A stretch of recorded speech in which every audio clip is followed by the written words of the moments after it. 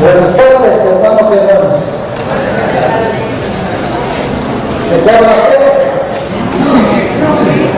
No hubo siesta hoy. Entonces no igual. Me alegra ver un buen número de hermanos y hermanas aquí esta tarde, listos a estudiar la palabra del Señor.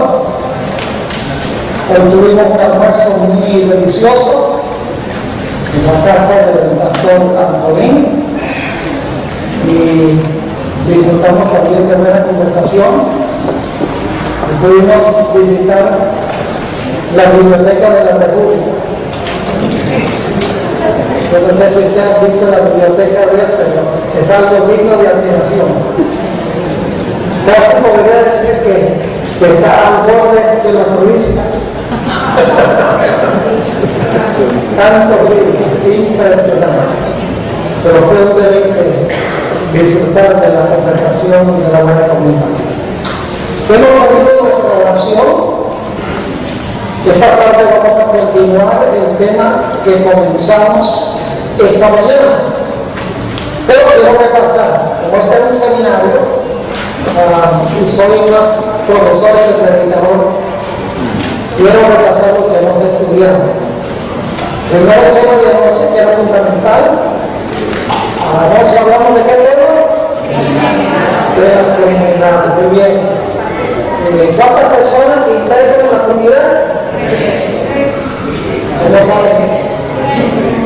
3. Padre, Hijo y Espíritu Santo. Pero la Biblia dice que esos 3 son uno. ¿Cómo es que 3 puede ser igual a 1? ¿Qué sentido está hablando la Biblia cuando dice que 3 son 1? Teóricamente, que significa que son uno, no numéricamente, sino que son uno en sentido de unidad. Por eso digo que si los apóstoles querían que fueran, aunque eran 12, querían que fueran uno. El apóstol Pablo dice: todos vosotros sois uno en Cristo Jesús. Los constructores de la Torre de Babel, el pueblo es uno. El hombre dejará a su padre y su madre, y se llevará a su mujer, no son 2, sino uno. Es decir, no se convierten en una sola persona, sino que son varias personas, pero en perfecta unidad. Así es que 3 personas en la verdad pueden ser uno, en sentido teológico, no en sentido numérico o sentido matemático. Y luego esta mañana estudiamos el tema sobre el día de Pentecostés. ¿Entendieron lo que trazamos esta mañana? ¿Quedó claro? ¿Qué fenómenos se vieron en el día de Pentecostés? Resurgiendo, ¿qué más? Lenguas como de fuego. ¿Y el Espíritu Santo que dio? El don de hablar en lenguas. ¿Cómo se describe en la Biblia los ángeles? Como vientos y como qué? Como llamas de fuego. Y en la Torre de Babel, ¿quiénes fueron los que en efecto confundieron las lenguas? 2 ángeles. Así que lo que hizo Dios en el día del Pentecostés fue soltar sobre este mundo a toda la bestia militar. Y ya Satanás no se podía quedar porque Jesús estaba mandando sus tropas a su territorio. Lo único que Satanás no quería reconocer y aceptarlo, pero Dios dice: mala suerte, que este mundo, yo soy el rey y este es mi territorio y yo puedo mandar a mis ejércitos a donde yo quiera. Y los apóstoles eran los instrumentos que usaba el Espíritu Santo para decir el mensaje del Evangelio. Ahora, esta tarde queremos continuar esta línea de argumentación.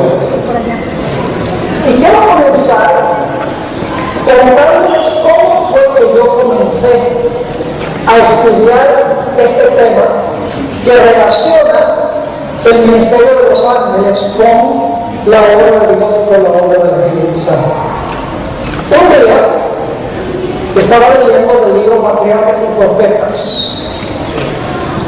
Y en el libro Patriarcas y Profetas leí una cita que me prendió una luz en la mente.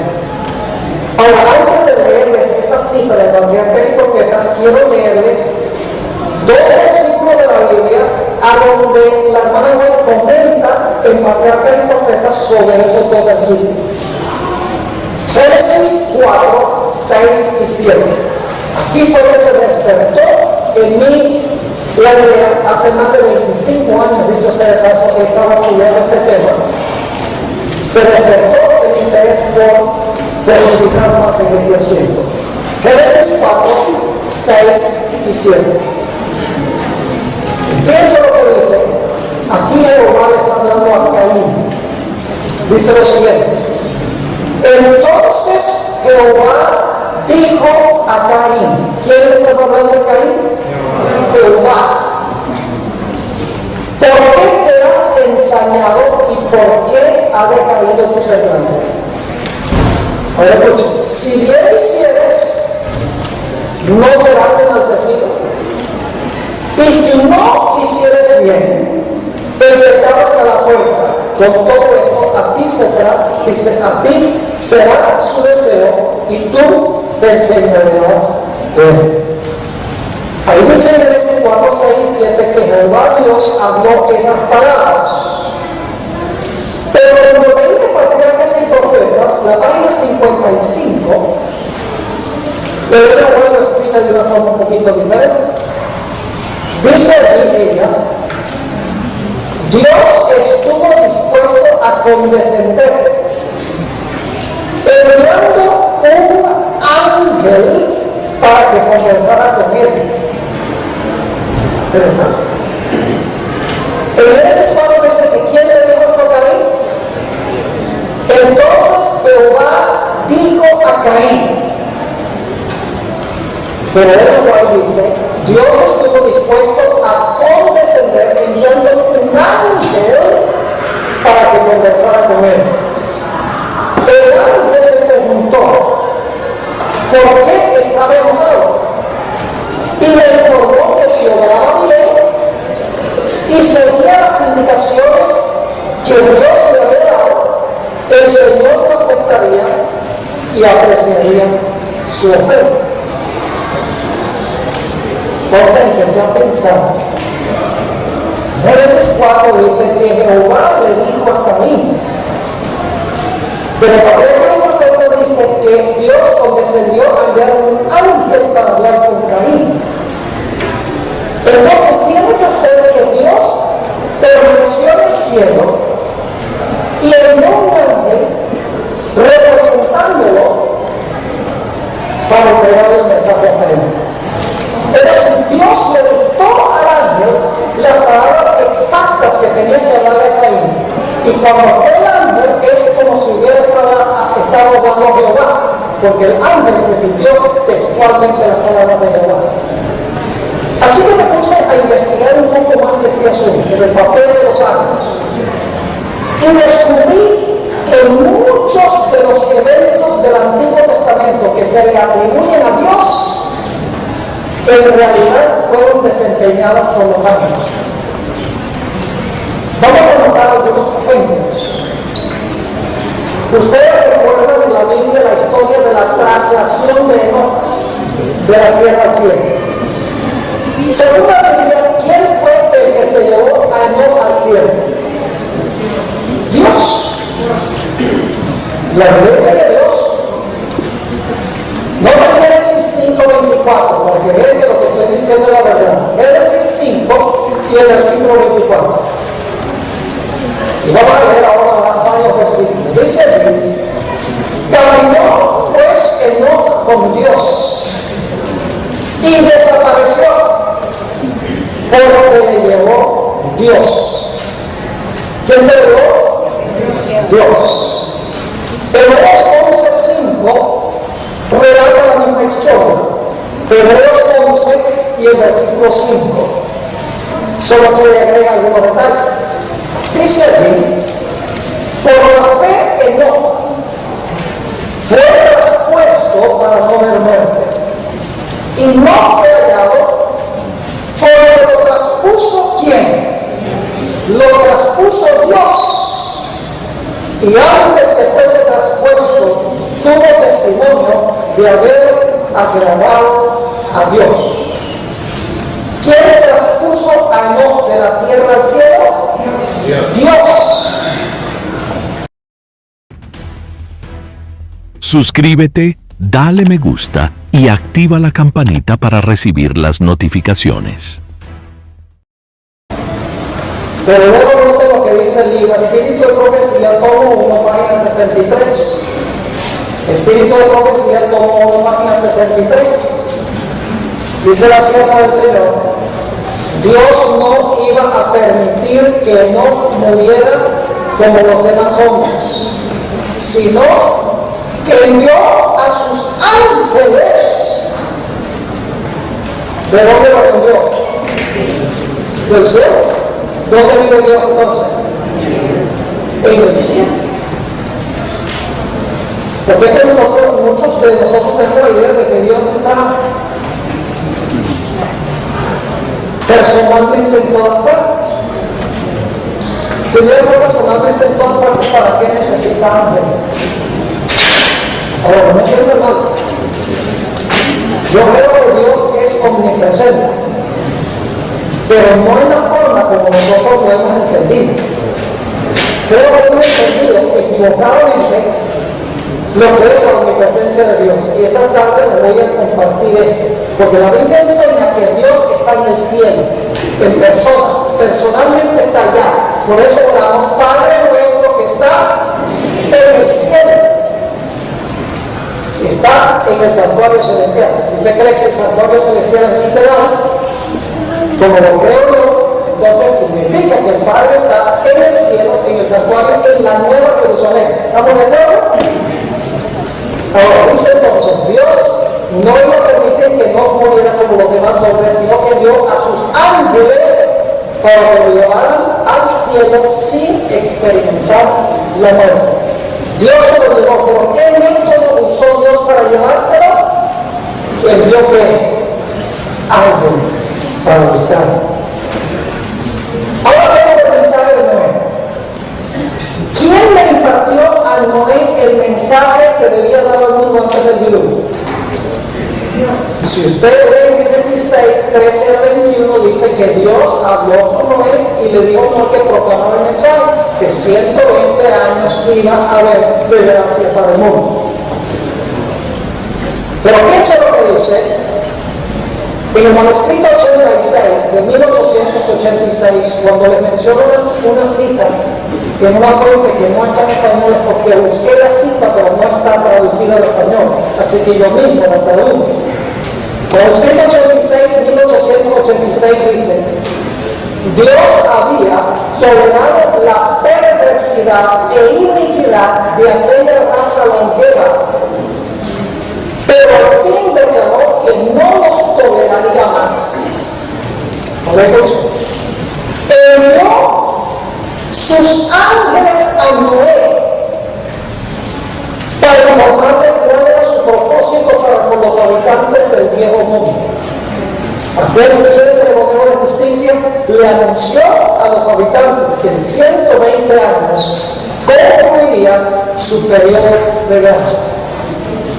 ¿Qué le puso el mensaje de Noé para darlo al mundo? En él se dice Dios le dijo a Noé.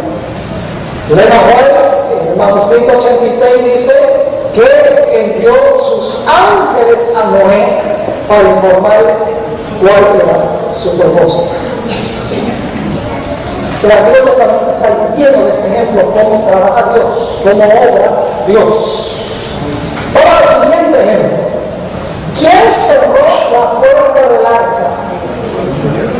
¿Y quién la volvió a abrir? Pero vamos a leer la Biblia para ver.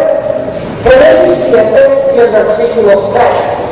Génesis 7 y el versículo 6. Dice aquí: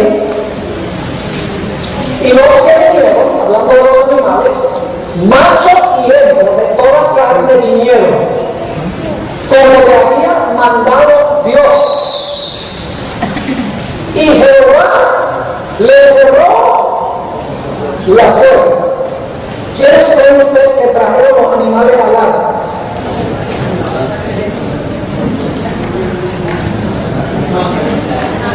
¿Quiénes creen ustedes que trajeron los animales allá? Los ángeles. Ahora, aquí dice que ¿quién cerró la puerta? Jehová le cerró la puerta. ¿Quién la abrió? No en Génesis, el capítulo 8 y el versículo 15 y 16. Génesis 8, 15 y 16. Dice: entonces habló Dios a Noé diciendo, ¿quién habló? Dios. Sal del arca tú y tu mujer y tus hijos y las mujeres de tus hijos contigo. ¿Quién mandó a Noé que saliera del arca? Dios. ¿Quién cerró la puerta del arca? Dios. Ahora fíjense qué interesante el comentario del Espíritu de Profecía. Historia de la Redención, página 70. Está hablando aquí del cerrar de la puerta. Ahora escuchen, ella está en armonía con la Biblia, porque dice, Dios había cerrado la puerta. Según ella, ¿quién cerró la puerta? Dios.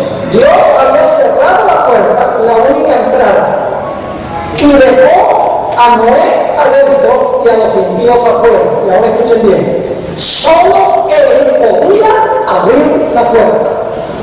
¿Quién era el único que podía abrir la puerta? Dios. ¿Quién cerró la puerta? Dios. La hermana Noé dice que Dios la cerró y Dios solo Dios la podía abrir. Pero ahora escuchen que la hermana Noé ahora amplía lo que quiere decir. Dice ella, en Historia de la Redención, página 68, lo siguiente: la mojadora multitud vio un ángel que descendió del cielo, revestido de un resplandor semejante al de un relámpago.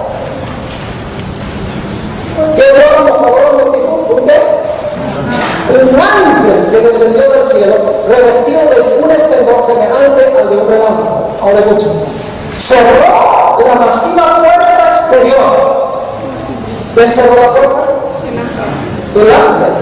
Cerró la maciza puerta exterior y emprendió de nuevo su viaje rumbo al cielo. Ahora fíjense, la hermana White en otra cita muestra que fue Dios a través del ángel. En Patriarcas y Profetas, páginas 95 y 96, dice: finalmente descendió un ángel del cielo, abrió la maciza puerta y mandó al patriarca y a su familia que saliesen a tierra y llevasen consigo todo ser viviente. ¿Quién abrió la puerta? Descendió un ángel del cielo, abrió la maciza puerta. Es decir, lo que la Biblia le atribuye a Dios, Elena White explica que no lo hizo Dios en persona. Dios no descendió en persona, sino que Dios le dio un mandato al ángel y el ángel cumplió el cometido que le dio Dios. Pero Dios, el comandante, estaba en el cielo. Ahora, esta mañana leímos en cuanto a la Torre de Babel. La Biblia dice que en la Torre de Babel Dios concluyó su reino, es Jehová Dios. Y dice que Jehová Dios los esparció por la tierra. Pero esta mañana leímos en Historia de la Redención, página 75, donde dice que Dios envió dos ángeles para confundir sus lenguas y para esparcirlos por toda la tierra. Ahora no voy a leer esas citas porque las leímos esta mañana, pero se encuentra en Historia de la Redención, página 75. ¿Ustedes recuerdan cuando Dios le dio la orden a Abraham de que expulsara de su casa a Ismael? ¿Recuerdan esa experiencia? Dios le dio expulsar de la casa. Ahora, quiero que notemos Génesis, el capítulo 21 y el versículo 9 al 13. Génesis 21. Y vamos a leer el versículo 9. Escuchen bien. Entonces dijo Dios a Abraham. Suscríbete, dale me gusta y activa la campanita para recibir las notificaciones. ¿Quién estaba hablando ahora? Dios. Entonces dijo Dios a Abraham: no te parezca grave a causa del muchacho y de tu sierva. En todo lo que te dijere Sara, oye su voz, porque en Isaac te será llamada descendencia, y también del hijo de la sierva haré una nación, porque es tu descendiente. Así que dice explícitamente aquí que Dios te dijo a Abraham: hazle caso a tu mujer y expulsa a Israel de tu casa. Ahora quiero que noten lo que dice Patriarcas y Profetas, página 143. Patriarcas y Profetas, página 143. Dice: mediante un santo ángel, el Señor le ordenó que accediera a la petición de Sara, que su amor por Ismael o Agar no debía interponerse, pues solo así podría restablecer la armonía y la felicidad en su familia. Y el ángel le dio la promesa consoladora de que aunque estuviese separado del hogar de su padre, Ismael no sería abandonado por Dios, su vida sería conservada y llegaría a ser padre de una gran nación.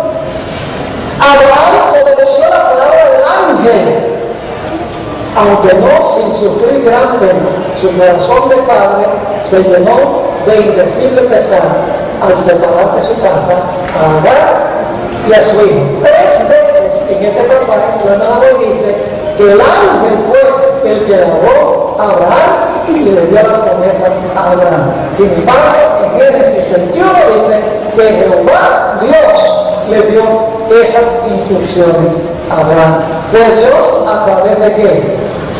A través del ministerio de un ángel. ¿Quién le dio los sueños a José? Según la Biblia. Dios le dio sueños a José. Pero piensa lo que dice la sierva del Señor en el libro Espíritu y Profecía, tomo 1, página 127. Dice: el ángel de Dios instruyó a José por medio de sueños, y luego José se los contó inconscientemente a sus hermanos. Ahora, no debe sorprendernos de que Dios le dio el sueño a José y que la palabra dice que fue el ángel el que le dio el sueño, porque en el libro de Apocalipsis encontramos que el mensaje, las visiones que recibió Juan, dice que fueron impartidas por Dios, por el Espíritu Santo, pero Dios lo hizo a través de quién? Envió su ángel a Juan. Ahora pregunto, en el caso del libro de Juan, ¿quién le impartió el mensaje a la hermana Juan? ¿Ves que los escritos de ella fueron inspirados por Dios? Yo creo que ella fue inspirada con el mismo grado de inspiración que los autores de los escritores bíblicos. Pero yo pregunto, ¿quién le dio la información a Elena de Juan? Más de 80 veces la hermana Juan habla de mi ángel, mi guía, mi ángel mensajero. Después, ella dice que el ángel, escuchen bien, dice que su ángel a veces la transportaba en su mente al cielo. Y usted se está, que cosa tan rara es, de que el ángel la transportaba al cielo. Esto no tiene nada de raro, porque si usted va a Apocalipsis, Juan dice también que fue arrebatado por su ángel a la Nueva Jerusalén. Y dice el Apocalipsis, el capítulo 21, dice: fue arrebatado por el ángel a la Nueva Jerusalén. Es decir, el ángel que está llevando en mente a Juan a la parte celestial. Está impartiendo el mensaje a Juan que Dios le dio al ángel para darle a Juan. Así es que dice que Dios le dio el mensaje a Jesús, Jesús se lo dio al Espíritu Santo, el Espíritu se lo dio al ángel, y el ángel se lo dio a quién? Y el ángel se lo dio a Juan. Es decir, la conexión entre Dios y esta tierra es a través de qué? A través de la hueste angélica. Todos los milagros de Jesús, vimos esta mañana, fueron hechos por el poder de Dios a través del ministerio de los ángeles. Algunos creen, por ejemplo, que a veces Dios viola la ley de la gravedad. ¿Recuerdan cuando el apóstol Pedro caminaba sobre las aguas? ¿Qué pasaría con una persona normal si trata de caminar sobre el mar Mediterráneo? Eso es lo que pasa, y todavía por sale, no puede por la ley de la gravedad, por la densidad del agua, la persona se hunde. Pero Pedro caminó sobre el mar. Entonces Dios violó las leyes, de las leyes físicas, la ley de la gravedad. No, yo no puedo comprobar lo que le voy a decir, pero creo que puedo entender qué fue lo que pasó. Yo creo que los amos agarraron a Pedro y los autoridades encima del mar. Porque los milagros de Jesús fueron hechos por el poder de Dios a través del ministerio de los ángeles.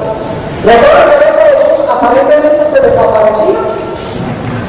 Querían tirarlo por un barranco o lo querían apedrear y de repente caminando no lo veían. ¿Ustedes creen que Jesús se desmaterializaba? Que a veces él se volvía fantasma y a veces se volvía hombre. No. Sencillamente la palabra dice que los ángeles ocultaban de la vista de esa turba a Jesús. Le tapaban los ojos para que no pudieran ver al maestro lo que tiran de Jesús. Espíritus ministradores que cumplen la obra de Dios, que está sentado en su trono en el cielo, cumplen la obra de Dios aquí en la tierra. Como mencioné esta mañana, son las tropas del Espíritu Santo. Y el Espíritu Santo es el representante de Cristo y Cristo es el representante del Padre. Todos trabajan en perfecta armonía. Ustedes recuerdan una vez que Moisés iba en camino de Madián a Egipto. Y dice la Biblia que se encontró con él Jehová Dios por el camino y lo quería matar. ¿Han leído esa experiencia? Experiencia extraña. Vamos a leer Éxodo 4 y el versículo 24. Éxodo el capítulo 4 y el versículo 24. Dice aquí, y saben por qué es que fue tan serio este asunto, por qué es que fue amenazado, porque no había circuncidado a su hijo. Así de cerca era la circuncisión. Y cuando Moisés dio media vuelta, regresó a Madián, y la misma cosa que era la que no quería circuncidarlo, lo circuncidó en el acto. Dice ahí en Éxodo 4:24, y aconteció en el camino que una posada, Jehová le salió al encuentro. ¿Quién le salió al encuentro, Moisés? Jehová le salió al encuentro y quiso matarlo. Eso no fue un relato raro en la Biblia. No creo que Dios tenía la intención de matarlo, Dios tenía la intención de mostrarle que la circuncisión era un asunto de idioma, porque representaba el ingreso al pueblo de Dios, representaba el pacto que tenía el pueblo con Dios. Ahora piensa lo que dice Ellen White sobre este evento. Patriarcas y Profetas, página 261. Mientras se alejaba de Madián, Moisés tuvo una horrible y sorprendente manifestación del desagrado del Señor.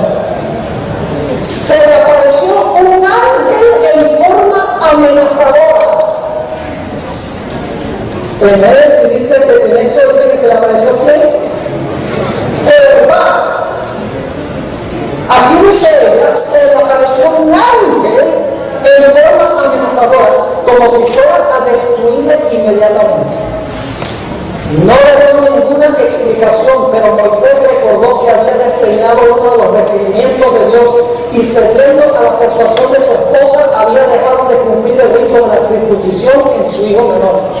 No había cumplido con la condición que podía dar a su hijo el derecho de recibir las bendiciones del pacto de Dios con Israel. Y tal descuido de parte del rey elegido no podía menoscabar ante el pueblo la fuerza de los preceptos divinos. Séfora, temiendo que su esposo fuese muerto, realizó ella misma el rito. Y entonces el ángel le permitió a Moisés continuar la marcha. ¿Está hablando de algo interesante? Lo que hace Dios en esta tierra lo hace a través de la hueste angélica, porque Dios está en el cielo sentado en su trono. Nada se escapa de su divina mirada. Él conoce todas las necesidades necesidad de los seres humanos, escucha toda la oración y envía a sus ángeles para contestar las oraciones de sus siervos. Vamos a ver algunos ejemplos de eso en un rato. Ahora hablemos de la 10ª plaga. Suscríbete, dale me gusta y activa la campanita para recibir las notificaciones. ¿Quién envió la 10ª plaga? La mortandad de los primogénitos. Éxodo 12, vamos a leerlo. Éxodo 12 y luego vamos a saltar al versículo 29. Éxodo 12 y el versículo 12 y luego saltamos al versículo 29. El versículo 12 dice, está hablando Dios, pues yo pasaré aquella noche por la tierra de Egipto y heriré a todo primogénito en la tierra de Egipto, así de los hombres como de las bestias, y ejecutaré mis juicios en todos los dioses de Egipto. Yo, Jehová. ¿Quién iba a causar la mortandad de los primogénitos? Jehová. Pero ahora no en el versículo 29. Y aconteció que a medianoche Jehová hirió. ¿Cumplieron su palabra? Sí. Jehová hirió a todo primogénito en la tierra de Egipto, desde el primogénito de Faraón que se sentaba sobre su trono, hasta el primogénito del cautivo que estaba en la cárcel, y todos primogénitos de los animales. Ahora noten el comentario inspirado de Elena White. Deseado de todas las gentes, página 35. Dice lo siguiente: a fin de que fuesen perdonados, los israelitas recibieron la indicación de rociar sus dinteles con la sangre de un cordero inmolado. Cada casa había de ser señalada, a fin de que cuando viniese el ángel en su misión de muerte, omitiera los hogares de los israelitas. Ahora, ¿qué le va a servir a esto? Claro que sí. Yo pregunto, ¿quién derrama las 7 postreras plagas según el libro de Apocalipsis? ¿Quién va a derramar las 7 postreras plagas? La Biblia dice que las 7 postreras plagas son copas que están llenas de la ira de quién? De la ira de Dios. Pero ¿qué son los que en efecto derraman las plagas? 7 ángeles que tenían las 7 postreras plagas. Así que Dios derrama las plagas a través del ministerio de quienes, a través del ministerio de los ángeles. ¿Quién quitó las ruedas de los carros de Faraón? Pero vamos a leer primero lo que dice la Biblia. Éxodo 14, 24 y 25. Éxodo 14, 24 y 25. Y todos esos ejemplos, para que no crean que el pastor Mora está escribiendo nada más un ejemplo aquí, un ejemplo allá.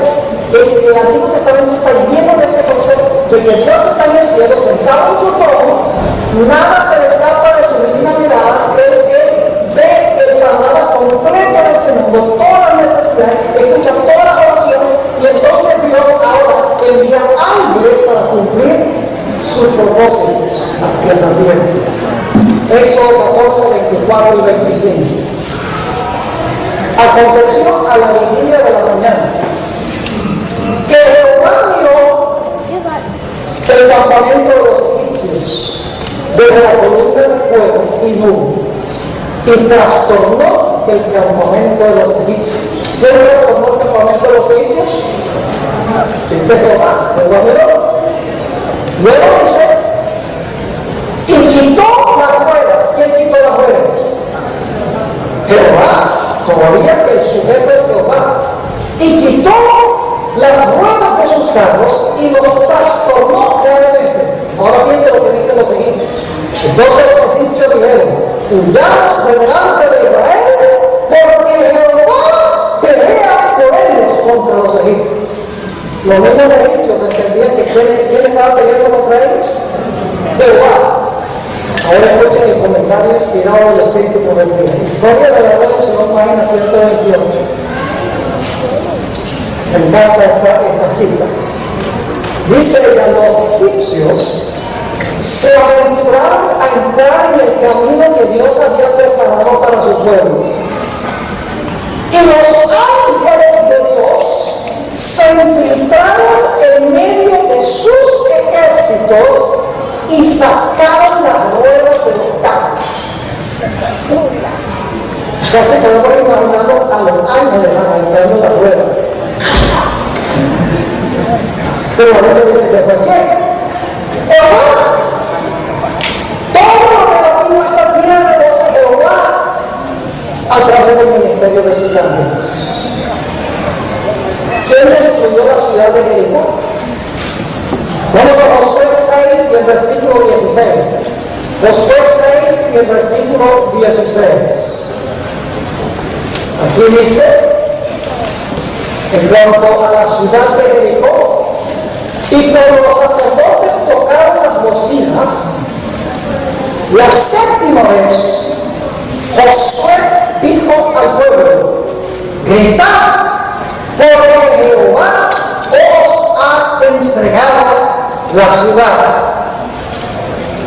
En el libro Eventos de los Últimos Días, página 247, Eventos de los Últimos Días, página 247, dice, los juicios de Dios citados contra Jericó eran un baluarte, pero, ahora escuchen, pero el mismo capitán de la hueste del Señor vino del cielo.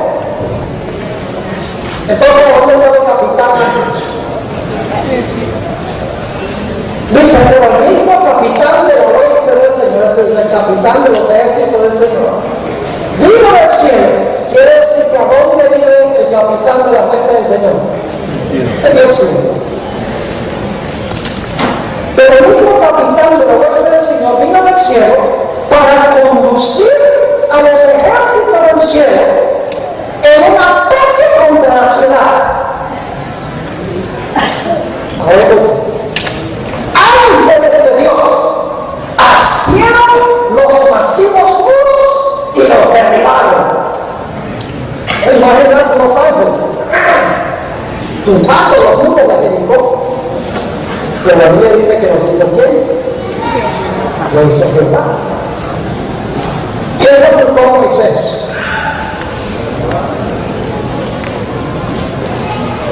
¿Cómo es que dice la Biblia? Deuteronomio 34 y el versículo 5 y el versículo 6. Deuteronomio 34, 5 y 6. Dice allí, y murió allí Moisés, siervo de Jehová, de la tierra de Moab, conforme al dicho de Jehová. Y lo enterró en el valle. ¿Quién lo enterró? ¿Cuál es el sujeto o el antecedente de aquí? Jehová. Y murió Moisés, siervo de Jehová, en la tierra de Moab, conforme al dicho de Jehová. Y lo enterró. Es decir, Jehová lo enterró en el valle, en la tierra de Moab, en frente del Peor, y ninguno conoce el lugar de su sepultura hasta hoy. En el libro Patriarca y Profeta, página 510, encontramos esta declaración. Pero los ángeles de Dios enterraron el cuerpo de su fiel siervo y vigilaron la tumba solitaria. ¿Quién mandó maná del cielo? ¿Quién creen ustedes que mandó maná del cielo? Bueno, vamos a ver primero lo que dice, lo que dijo Jesús. Juan 6 y el versículo 32. Juan 6 y el versículo 32. Aquí Jesús dice quién fue el que mandó maná. Y Jesús les dijo, de cierto os digo, no os dio Moisés pan del cielo, mas mi Padre os da el verdadero pan del cielo. ¿Quién mandó el pan del cielo? El Padre mandó el pan del cielo. Pero ¿saben qué nombre tenía maná? En el Salmo 78, 24 y 25 lo llaman pan de ángeles. Suscríbete dale me gusta y activa la campanita para recibir las notificaciones. ¿Cómo se llama, mamá? Juan de Ángeles. Y no es porque los ángeles comen nada. Es porque los ángeles son los panaderos. Imagínense ustedes una panadería que producía suficiente pan para 1 millón de hombres, no contando mujeres y niños, cada día, menos uno por 40 años. Sola la panadería era esa. Ahora fíjense lo que dice la sierva del Señor. Patriarcas y Profetas 303.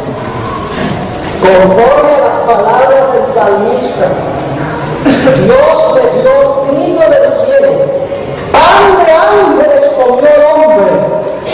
Así está el Salmo 78, 24 y 25. Y luego explica, dice, le dio pan de ángeles, es decir, alimentos provistos para ellos por los ángeles. Es decir, el pan que cayó del cielo venía de la panadería celestial. ¿Me hubiera gustado probar ese pan? Pues si somos fieles, lo vamos a probar en un día. Porque esa panadería todavía está allá. Porque dice la Biblia que vamos a comer del maná escondido. Si somos fieles. Le voy a mencionar solo dos o tres ejemplos más y luego entonces voy a ir al Nuevo Testamento, porque en el Nuevo Testamento tenemos la misma idea, especialmente en Hechos de los Apóstoles, que debería llamarse Hechos del Espíritu Santo. ¿Recuerdan cuando Jonatán libró una victoria contra los filisteos? El relato se encuentra en 1 de Samuel. Anótalo, no voy a leer los versículos. 1 de Samuel 14. Y el versículo 6, 10 y 23. Dice allí que Jehová libró a Israel de manos de los filisteos. Pero que Patriarcas y Profetas, página 675, dice: los ángeles del cielo escudaron a Jonatán y a su acompañante, pelearon a su lado, y los filisteos sucumbieron delante de ellos. Ustedes recuerdan el Pedro que escribió unas palabras misteriosas sobre la pared del palacio de Belsasar. ¿Qué quiere ese dedo? Que en realidad no era el dedo directamente de Dios, que en realidad era el dedo de un ángel. ¿Qué clase de letras aparecieron en la pared? Estaban escritas en tinta, ¿verdad? No estaban escritas en tinta. ¿En qué estaban escritas? ¿Letras de qué? ¡De fuego! ¿Quién fue el que escribió esas palabras sobre la pared? Voy a leer aquí del Voluntario Bíblico Adventista, tomo 4, página 1192, Voluntario de la Nueva Jornada. Dice, un vigilante que no fue reconocido. ¿Quién es un vigilante? Un ángel. Un vigilante que no fue reconocido, pero cuya presencia era un poder contenedor, contempló esta escena de profanación. Pronto, el huésped invisible, que no había sido invitado, hizo sentir su presencia. En el momento en que la sacrílega orgía estaba en su punto máximo, apareció una mano incruenta y escribió palabras de juicio condenatorio sobre la pared del salón del banquete. Palabras ardientes aparecieron al moverse la mano. Tekel Uparsim. Se escribió con letras de fuego. Fueron pocos los caracteres trazados por aquella mano en la pared frente al rey, pero mostraron, escuchen bien, la presencia del poder de Dios. ¿Estaba presente Dios, sí o no? Sí, pero ahora noten lo que dice: En el libro La verdad en cuanto a los ángeles, página 140, explica cómo es que Dios estuvo presente aquí.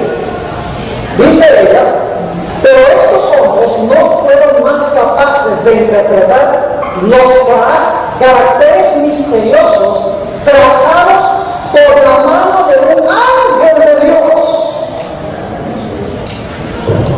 que lo que habían sido en interpretar el sueño de Nabucodonosor. Entonces, ¿quién fue el que escribió sobre la pared? ¿Un qué? Un ángel, pero se sintió la presencia de quién? La presencia de Dios. ¿Cómo entonces cumple Dios su obra en esta tierra? ¿Cómo se mantiene Dios, como leímos esta mañana, en comunicación activa con todas las partes de su creación? Lo hace por medio del ministerio de sus santos ángeles. ¿Cuán importantes entonces son los ángeles? Mis hermanos y hermanos, los ángeles son indispensables en la economía de la salvación. Ahora, permítanme darles algunos ejemplos del Nuevo Testamento.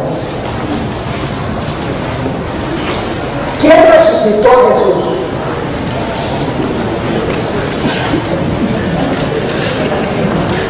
Gracias, no me diga la Biblia presenta diferentes perspectivas en cuanto a la resurrección de Cristo. Y la mayoría de las veces el Nuevo Testamento dice que Dios lo resucitó. La mayoría de las veces. Pero hay textos donde Jesús dice, yo pongo mi vida y lo vuelvo a tomar. Hay textos que dicen que Jesús tomó su vida. Y el Espíritu que lo sigue dice que en realidad un ángel fue el que lo llamó de Señor. No le dio la vida, porque los ángeles no cuenta la vida, pero el ángel lo llamó del sepulcro. Vamos a leer algunas citas del Espíritu que me parecían muy interesantes. La primera cita la encontramos en el libro Primeros Escritos 181 y 182.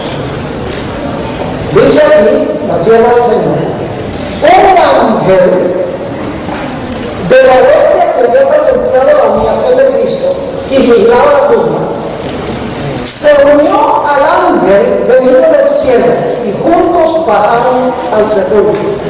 ¿Cuántos ángeles eran? Dos. Al acercarse ambos, se estremeció el suelo y un gran terremoto. Los soldados de la Guardia Romana quedaron aterrados.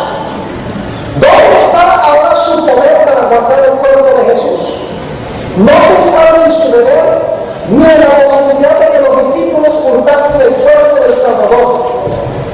Al brillar en torno del sepulcro la luz de los ángeles, más refulgente que el sol, los soldados de la Guardia Romana cayeron al suelo como muertos. Uno de los dos ángeles echó mano de la enorme losa y empujándola a un lado de la entrada, sentóse encima. El otro ángel entró en la tumba y desenvolvió el lienzo que envolvía la cabeza de Jesús. Ahora escuche bien. Entonces, el ángel del cielo, con voz que hizo estremecer la tierra, exclamó: tú, Hijo de Dios, tu Padre te llama, sal. ¿Quién lo llamó al sepulcro? Dios. ¿Por medio de quién? Por medio de su ángel. Y dice la sierva del Señor, la muerte no tuvo ya dominio sobre Jesús, levantóse de entre los muertos como triunfante vencedor. Una cita más que relata lo que pasó en el sepulcro, Comentario Bíblico Adventista, tomo 5, página 1113. Dice la sierva del Señor, cuando se escuchó la voz del ángel que decía, tu Padre te llama, aquel que había afirmado, pongo mi vida y la vuelvo a tomar, destruida este templo y en 3 días lo edificaré. Salió del sepulcro por la vida que estaba en sí mismo.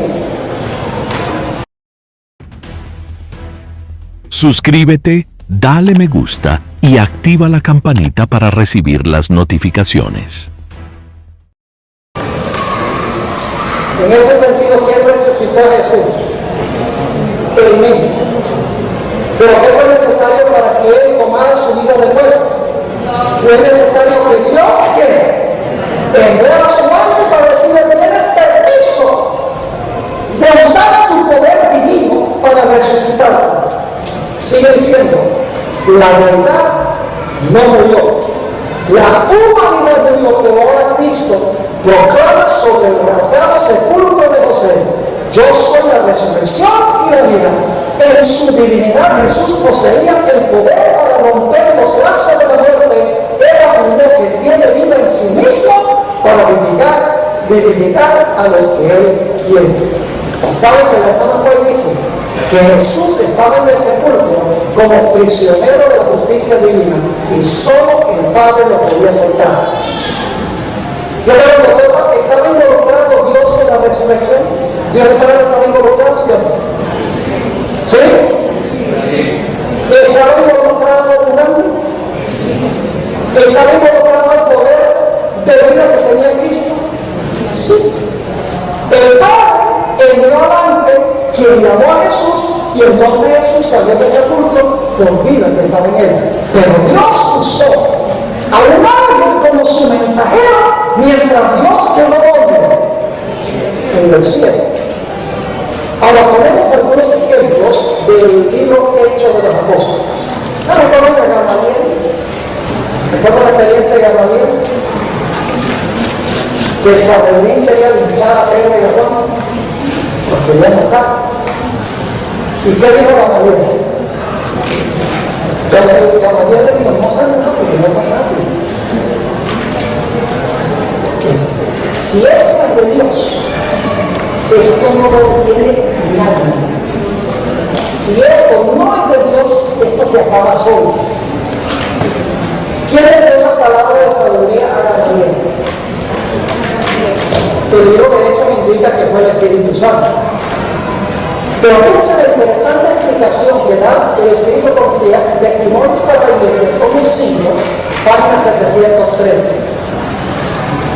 Pero el Dios del cielo, el Rey poderoso del universo, tomó las riendas en sus propias manos. ¿Cómo si Dios lo hizo él mismo? Dice: pero el Dios del cielo, el Rey poderoso del universo, tomó las riendas en sus propias manos. No, perdón, que se no es la cita. Un poquito más arriba. Esto se encuentra en el libro Dones Espirituales, tomo 1, página 85. La que empecé a leer el próximo año. No, Dones Espirituales, tomo 1, página 85. Dice: entonces aquellos asesinos se enfurecieron, los que querían matarlos. Querían manchar una vez más sus manos derramando la sangre de los apóstoles. Mientras estaban tramando cómo lograrlo, Dios envió un ángel a Gamaliel para impresionar su corazón a fin de que aconsejara al sumo pontífice y a los gobernantes. ¿Fue el Espíritu Santo o fue un ángel? ¿Quién fue? El Espíritu Santo a través de un ángel. Sigue diciendo, Gamaliel dijo: apartaos de los hombres y dejadlos, porque si este consejo o esta obra es de los hombres, se desvanecerá. Mas si es de Dios, no la podréis destruir. No seáis tal vez hallados luchando contra Dios. Los ángeles impíos estaban actuando sobre los corazones de los sacerdotes y ancianos para que mataran a los apóstoles, pero Dios envió su ángel para impedirlo, levantando una voz en medio de ellos mismos a favor del homicidio. Dios a través del qué? A través del ángel. Recuerda cuando Pedro y Juan fueron echados a la prisión. El relato se encuentra en Hechos 5, 19 y 20. ¿Fueron liberados Pedro y Juan de la prisión cuando estaban prisioneros ahí? Claro que sí. ¿Quién los libró? Bueno, vamos a leer Testimonios para la Iglesia, tomo 5, página 713. Dice: pero el Dios del cielo, el Rey poderoso del universo, tomó las riendas en sus propias manos. Como si Dios lo estuviera haciendo el mismo. Pero sigue diciendo: pues los hombres estaban luchando contra su obra. Él les demostró claramente hay un gobernador que está por encima de los seres humanos, cuya autoridad se ha de respetar. El Señor envió a su ángel de noche, quien abrió las puertas de la prisión y sacó a estos hombres a quienes Dios había comisionado para hacer su obra. Los gobernantes dijeron: no enseñéis en el nombre de Jesús. Pero el mensajero celestial enviado por Dios, ahí está las dos ideas juntas, pero el mensajero celestial enviado por Dios dijo: id, paraos en el templo y hablad al pueblo las palabras de vida.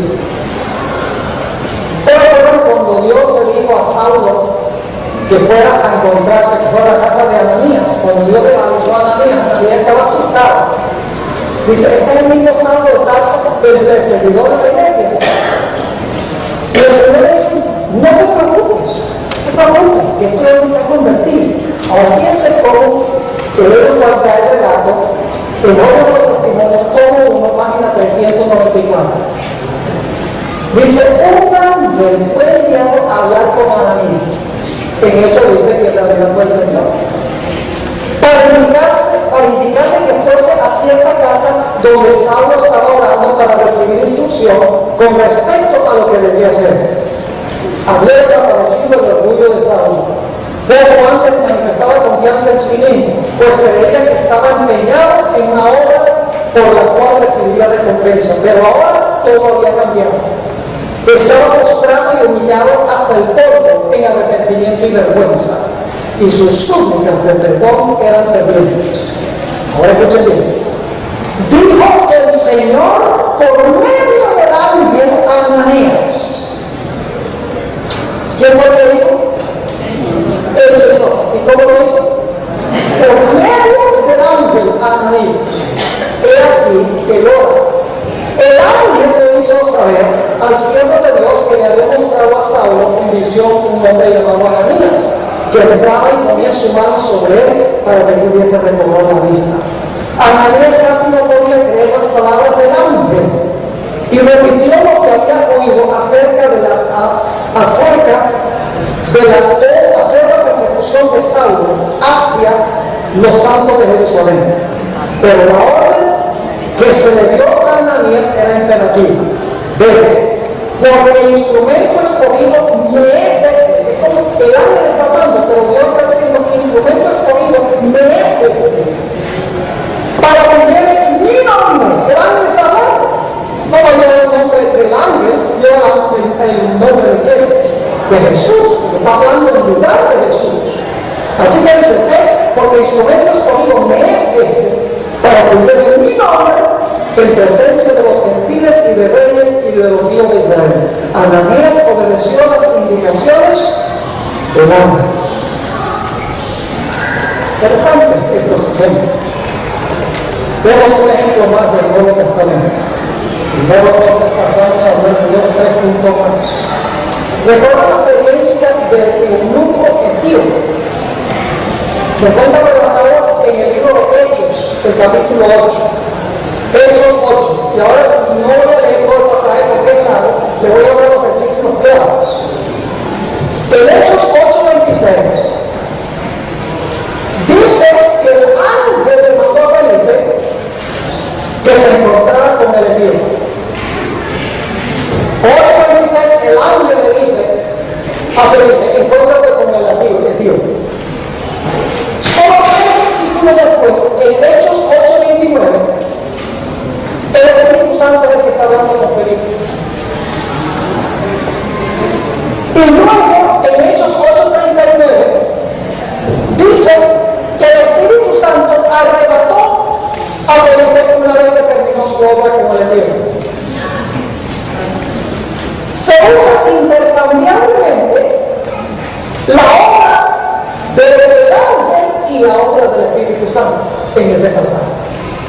Fíjense la explicación que da Elena White. Hechos de los Apóstoles, página 88. Suscríbete, dale me gusta y activa la campanita para recibir las notificaciones. Dice: este etíope era exposición y amplia influencia. Dios vio que una vez convertido, comunicaría a otros la luz recibida y ejercería poderoso influjo en favor del Evangelio. Escuchen bien, los ángeles del Señor asistían a este hombre que buscaba luz y lo atraían al Salvador. ¿Quiénes estaban luchando con este hombre? Los ángeles del Señor, dice, asistían a este hombre que buscaba luz y lo atraían al Salvador. ¿Quiénes estaban atrayendo al hombre al Salvador? Los ángeles del Señor. Luego dice, por el ministerio del Espíritu Santo, el Señor lo puso en relación con quien podía conducirlo a la luz. Realmente los ángeles relacionados con qué? Con la obra del Espíritu Santo. Dice ella en la página 89 y 90, mientras Felipe estaba todavía en Samaria, un mensajero celestial le mandó que fuera hacia el mediodía al camino que desciende de Jerusalén a Gaza. Entonces él se levantó y fue. Un ángel dio a Felipe, a uno que anhelaba luz y estaba dispuesto a recibir el Evangelio. Ahora fíjense lo que dice. Hoy también los ángeles guiarán los pasos de aquellos obreros que consientan en que el Espíritu Santo santifique sus lenguas y refine y ennoblezca sus corazones. El ángel enviado a Felipe podría haber efectuado por sí mismo la obra en favor del Etíope, pero no es tal el modo que Dios tiene de obrar. Su plan es que los hombres trabajen en beneficio de sus promesas. Es decir, el ángel obró sobre Felipe para que Felipe trabajara con quién, como Dios. El ángel podría haberlo hecho él solo, según dice el Espíritu Santo, pero los ángeles usan instrumentos humanos como el Espíritu Santo usa los ángeles, como el Hijo usa el Espíritu Santo y el Padre usa a Cristo. Es decir, Dios tiene un modus operandi, Dios tiene una organización de delegación, podríamos decirlo, en el universo. Ahora quiero pasar a hablar y vamos a continuar sencillamente, tenemos todavía unos 40 minutos y ya terminamos esta sesión.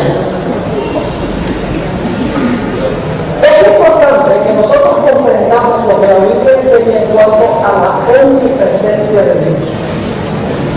Ahora voy a tocar un punto que es un poquito diferente que posiblemente hayan oído, pero creo que es firmemente bíblico y está corroborado por el Espíritu profético.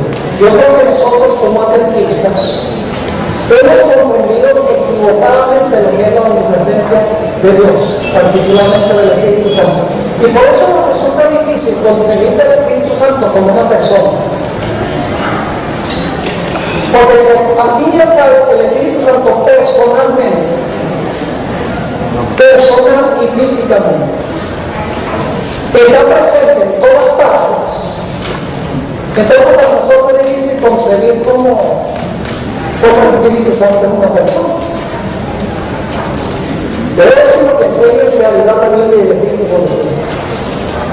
Yo creo que el Espíritu Santo es omnipresente, no es personal. El Espíritu Santo es omnipresente.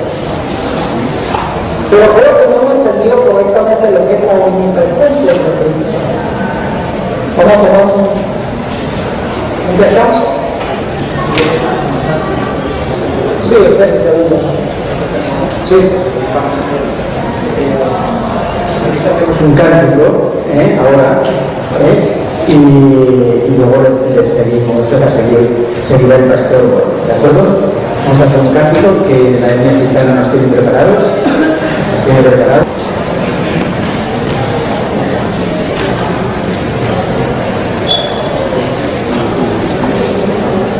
Bueno, estaba mencionando antes de la música especial que posiblemente nosotros, aún los adventistas, hemos comprendido, hemos tenido una comprensión no cabal, digamos, de lo que significa la omnipresencia de Dios.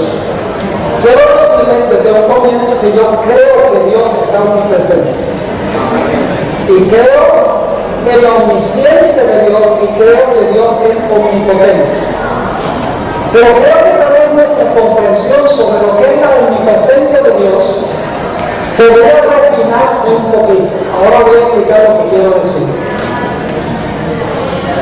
El Espíritu Santo, al igual que Dios el Padre, se encuentran en lo que yo llamo el centro de comando y control del universo.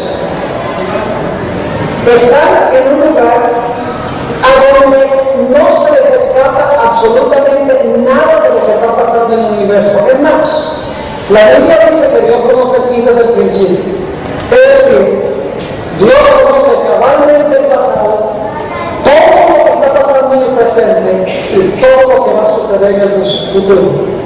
Es decir, Dios no tiene que estar físicamente presente aquí para saber lo que está pasando en este lugar, para saber lo que cada uno de nosotros está pensando.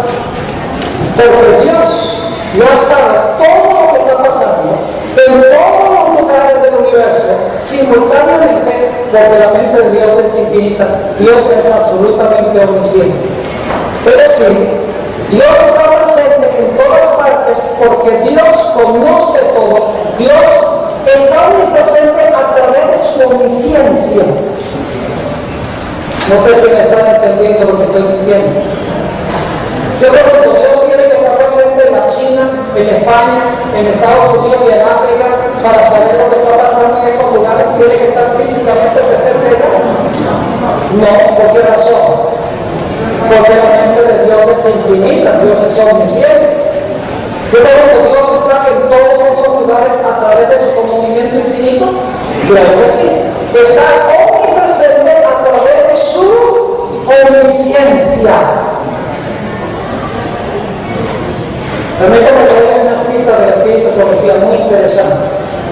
Sí, porque la razón por la cual traigo esta población es porque cuando pensamos del Espíritu Santo, estamos pensando de una esencia, de una sustancia, de algo que permea todo el universo. Entonces no es difícil concebir el Espíritu Santo como una persona que piensa, que razona, a quien se puede amar, una persona a quien se le puede mentir, una persona quien discierne los pensamientos del corazón, una persona en todos los sentidos de la palabra. Ahora, piensa lo que dice la sierva del Señor en el deseo a todas las gentes, página 318 y 319. Dice lo siguiente: hablando de la obra de los apóstoles, habrán de contender con fuerzas sobrenaturales, pero se les asegura una ayuda sobrenatural. ¿Qué se le promete a los apóstoles? Una ayuda de qué clase? Sobrenatural. Ahora escuchen bien. Todos los seres celestiales están en este ejército. Ahora escuchen bien. Y hay más que ángeles en las filas. ¿Quiénes están? En primer lugar, en el ejército, todos los seres celestiales. Luego dice, y hay más que ángeles en las filas. Es decir, no son solamente los ángeles, hay más que ángeles. Sigue diciendo, el Espíritu Santo, el representante del capitán de la hueste del Señor. ¿Qué es el Espíritu Santo? El representante del capitán de la hueste del Señor. ¿Quién es el capitán de la hueste del Señor?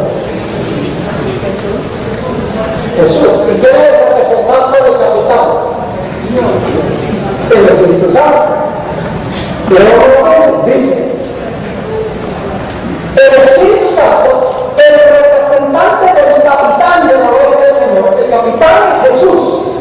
Y el representante, ¿no mandó Jesús al Espíritu Santo como su representante? Dice, y el representante del capitán de la hueste del Señor baja a dirigir la batalla. Suscríbete, dale me gusta y activa la campanita para recibir las notificaciones. ¿Quién dirige la batalla? El Espíritu Santo por medio de quiénes? De los ángeles. Sigue diciendo, nuestras flaquezas pueden ser muchas y graves nuestros pecados y errores, pero la gracia de Dios es para todos los que contritos la pidan. El poder de la omnipotencia está listo para obrar en favor de los que confían en Dios. Así que el Espíritu Santo es el comandante de las huestes celestiales, representando al capitán, que es ¿quién? Que es Cristo Jesús. Ahora, tal vez el mejor lugar para comprender la relación de todos los seres, Dios el Padre, el Hijo, el Espíritu Santo y la hueste angélica, la encontramos en el panorama que presenta Ezequiel capítulo 1. Quiero tomar un tiempo para hablar de Ezequiel capítulo 1, porque es el capítulo que más claramente ilustra la relación de todos los seres del universo, todos los seres celestiales. Vayan conmigo a Ezequiel capítulo 1 y vamos a leer el versículo 4, Ezequiel 1 y el versículo 4. Aquí se describe un gran carruaje que desciende del cielo a la ciudad de Jerusalén. Y fíjense que acompaña ese carruaje. Y miré aquí que venía del norte, es decir, del cielo, porque el trono de Dios está en los lugares del norte, según Isaías 14. Venía del norte un qué? Un viento tempestuoso, fíjense, como el viento de ustedes. Pero además, y una gran ¿qué? Nube. ¿Y qué más? Con un fuego envolvente. ¿Están viendo una conexión aquí? Con el Salmo 104 y con lo que pasó en el día del Pentecostés. Y dice que alrededor de él un resplandor y en medio del fuego algo que parecía como bronce refulgente. Y luego entonces habla de 4 seres vivientes. Y fíjense que se me obligó a escribir un versículo específico, pero ¿cómo está en Ezequiel capítulo 1? Dice por estos 4 seres vivientes, cada uno caminaba derecho hacia adelante. Ahora, ¿a dónde iban estos seres vivientes que representan los ángeles? Dice, cada uno caminaba derecho hacia adelante, hacia donde el Espíritu les movía que anduviesen. Los seres vivientes son querubines y serafines. ¿Hacia dónde se movían los querubines y los serafines? ¿Hacia dónde qué? Hacia donde el Espíritu les movía que anduviesen. ¿Quién diría entonces a los querubines y los serafines? El Espíritu, sigue diciendo, andaban, y cuando andaban no se volvían. Pero por la semejanza de los seres vivientes, su aspecto era como de carbones de qué? De fuego encendidos, como visión de hachones encendidos que andaban entre los seres vivientes. Y el fuego resplandecía, y del fuego salían relámpagos. ¿Qué son esos relámpagos? Sigue diciendo, y los seres vivientes, creo que este versículo 13 o 14 por ahí, dice, y los seres vivientes corrían y volvían a semejanza de qué? De relámpagos. ¿Qué significa? Que los seres vivientes que representan a los querubines y los serafines, ángeles, que se movían como relámpagos. ¿Qué quiere decir eso?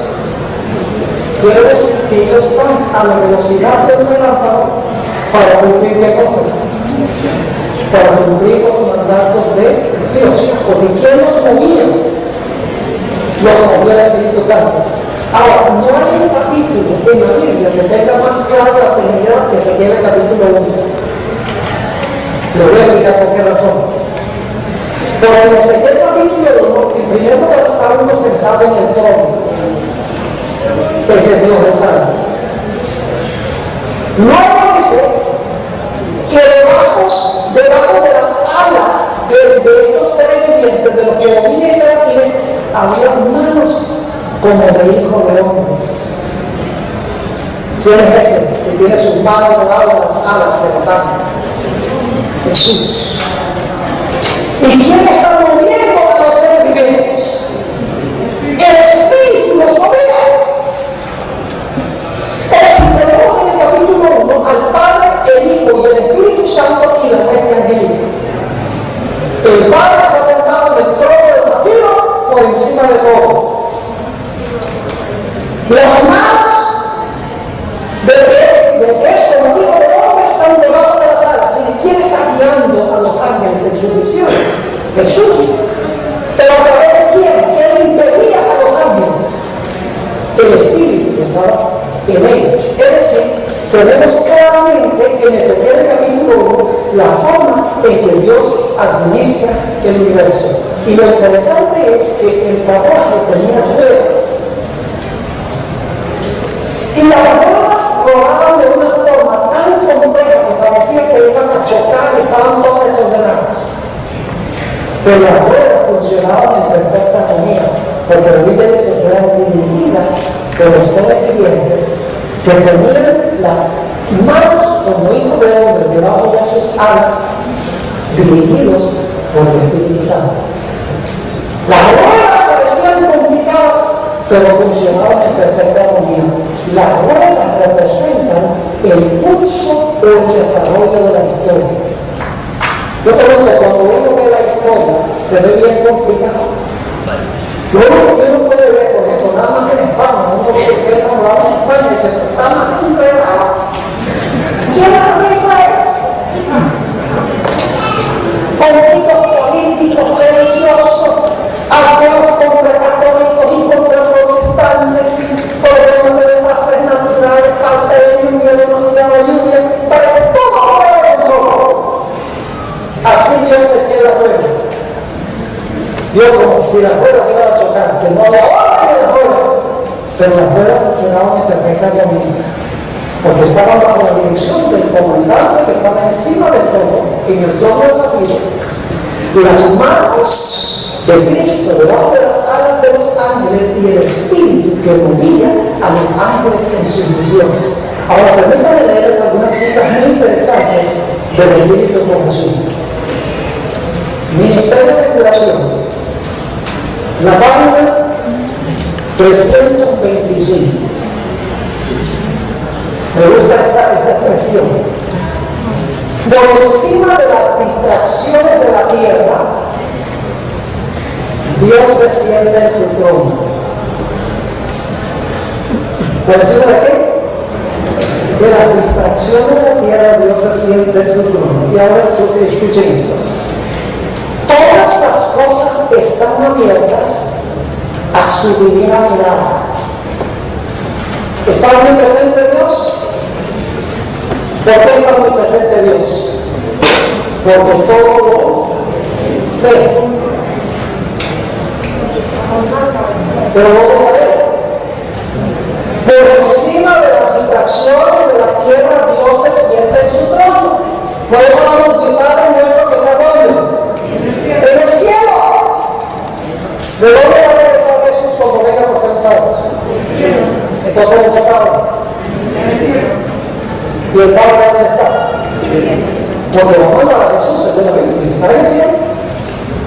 Ahora, que no está en todas partes, está presente en todas partes porque sabe todo lo que está pasando en todo lugar, porque es omnisciente. Tiene que estar en persona. ¿Sí me están entendiendo lo que estoy diciendo? Ahora sigue siendo la cita del Señor. Todas las cosas están abiertas a su divina mirada y desde su grande sereno eternidad. Pero ordena lo que su providencia considera mejor. Es decir, sentada más allá de las distracciones del juicio de la tierra, Dios quiere saber exactamente todo lo que está pasando. Y le dice a Israel, ven, que el otro ven. Yo le voy a dar un ejemplo. Ustedes recuerdan que cuando Jacob huyó de su hogar, después de un par de días que iba a parar en un lugar que se llama Betel. ¿Qué significa Betel? Casa de Dios. Y yo le un sueño a Jacob ¿Y qué Dios va a poner eso? Una escalera.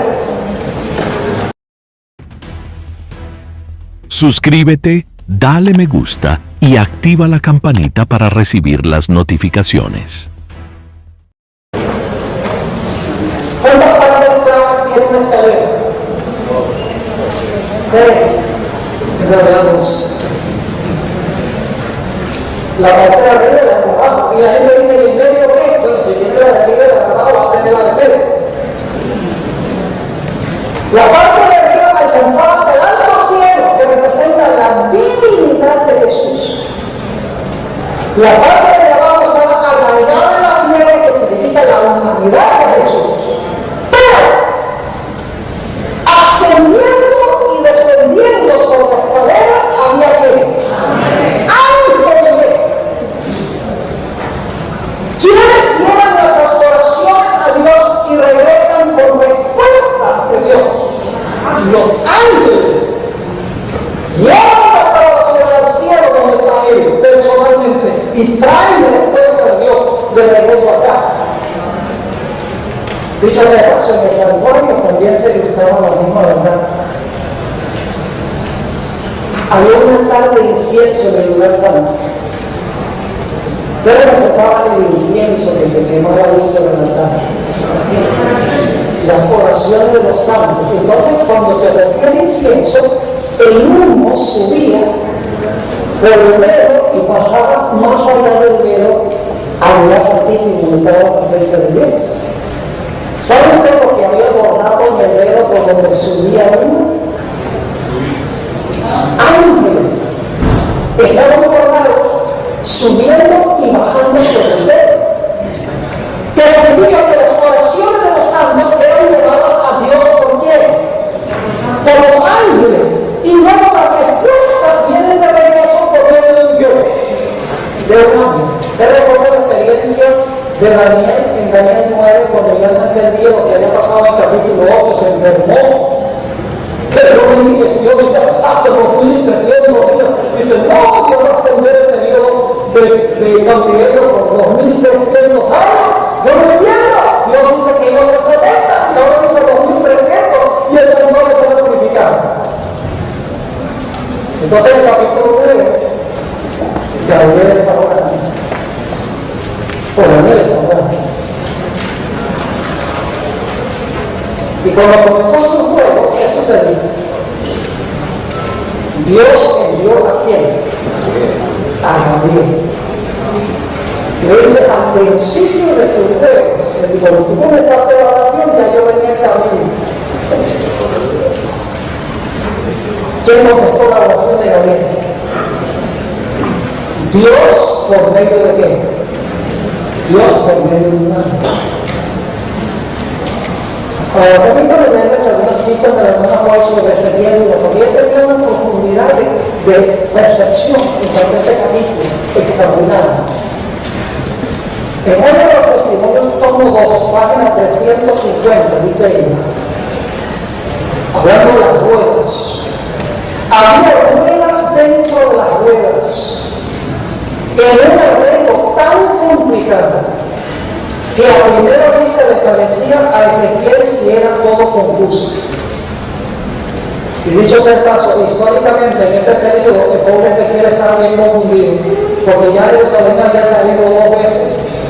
Él estaba cautivo en Babilonia, Daniel y su compañero habían sido llevados varios años antes. Parecía que la ciudad de Jerusalén iba a caer, toda la mente de él estaba en confusión. Dice, esto, Dios no está dirigiendo esto más.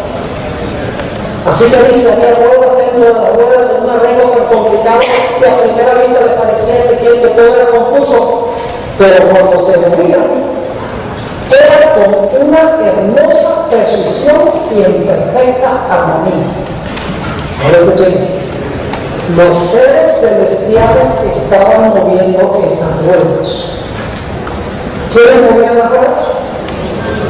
Los ángeles movían las ruedas. No olviden eso, porque en un momento vamos a regresar a eso. Dice, los seres celestiales estaban moviendo esas ruedas. Ahora escuchen bien.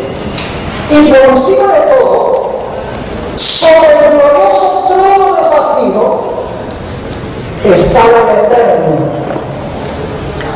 mientras que rodeaba el trono el arco iris, emblema de gracia y amor. ¿Dónde estaba Dios en esta visión? Por encima de todo, más allá de la expansión de la tierra, sentado en su templo, en su trono de zafiro. ¿Y quién se movía las ruedas? Los ángeles. Pero ahora dice lo que dice la hermana White en la siguiente página, como que la hermana White se le olvidó lo que escribió en la página 350. Fíjense lo que dice la siguiente página. Las complicadas ruedas que al profeta le parecían envueltas en confusión estaban bajo la dirección de una mano infinita. Ahora escuchen bien. El Espíritu de Dios, que según la revelación movía y dirigía estas ruedas. ¿Quién movía y dirigía las ruedas? El Espíritu de Dios, que según la revelación movía y dirigía las ruedas. Acabamos de leer que quiénes eran los que estaban dirigiendo las ruedas. Los ángeles. Ahora dice que ella dice que el Espíritu de Dios, dice, movía y dirigía las ruedas. Dice, sacaba armonía de la confusión, de tal manera que todo el mundo estaba bajo su dominio. Miríadas de seres glorificados, escuchen bien, estaban listos para predominar a su orden. ¿La orden de quién? Más específicamente, del Espíritu Santo. Lo veo, para que se den cuenta cuál es el antecedente donde dice aquí, de manera que todo el mundo estaba bajo su dominio. Ahora escuchen lo que dice. El Espíritu de Dios, que según la revelación movía y dirigía estas pruebas, sacaba armonía de la confusión, de tal manera que todo el mundo estaba bajo su dominio. ¿Por el dominio de quién? Del Espíritu de Dios. Sigue diciendo, miríadas de seres glorificados que estaban listos para predominar a su orden. ¿A la orden de quién? Del Espíritu de Dios. Dice, estaban listos para predominar a su orden contra el poder y la política de los hombres malos y remontar beneficio a sus fieles. ¿Cómo es que el Espíritu Santo logra su obra? A través de miríadas de seres que glorificados, a través de los ángeles. En el comentario bíblico adventista, tomo 4, página 1161, la hermana White relaciona las dos ideas del Espíritu Santo y los ángeles. Dice, la vigilancia incansable de los mensajeros celestiales y su incesante ministerio en conexión con los habitantes de la tierra nos demuestra cómo es que la mano de Dios guía la rueda dentro de la rueda. ¿Cómo es que Dios dirige la rueda dentro de la rueda? A través de la incansable vigilancia de los mensajeros celestiales. Los deseos por la siguiente página 117, leí esta cita esta mañana. Los ángeles de Dios pasan siempre de la tierra al cielo y del cielo a la tierra. Los milagros de Cristo en favor de los afligidos y dolientes fueron realizados por el poder de Dios mediante el ministerio de los ángeles. Y es por medio de Cristo, escuchen bien, es por medio de Cristo, por el ministerio de sus mensajeros celestiales, como llega toda bendición de Dios. Algunos dicen, pero pastor, ¿quién nos puede decir del Salmo 139?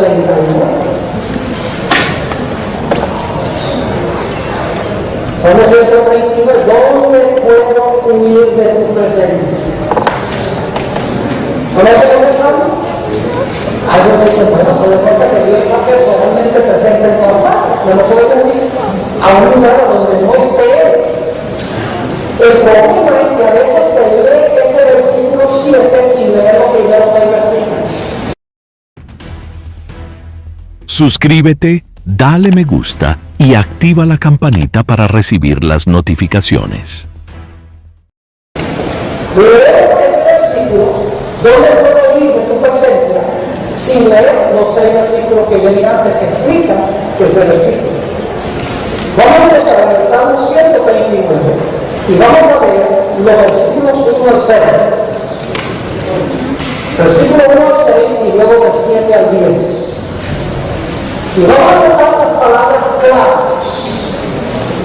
Oh Jehová, tú me has examinado y ¿qué? Conocido. Yo pregunto, ¿tiene eso que ver con presencia personal o con conocimiento? Con conocimiento. Oh Jehová, tú me has examinado y conocido. Tú has conocido mi sentarme y mi levantarme.